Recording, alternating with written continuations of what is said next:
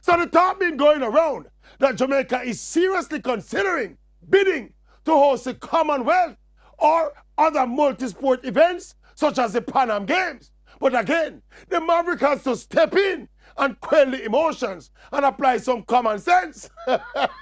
Now, first of all, it would be great and wonderful for Jamaica to host a big international event. Heck, it would be great to see Jamaica hosting the Olympics or the World Championships. But those are fantasy thoughts. The reality is that to host a 17-sport event like the Commonwealth Games would require some major expenditure.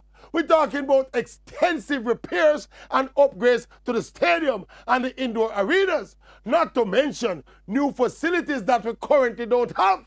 Conservatively, we're talking about hundreds of millions, possibly billions of dollars.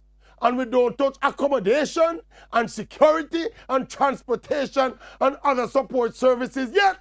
And after spending all of that money and the games run off for 2 or 3 weeks, and everybody say, hey, great games Jamaica, great games Jamaica.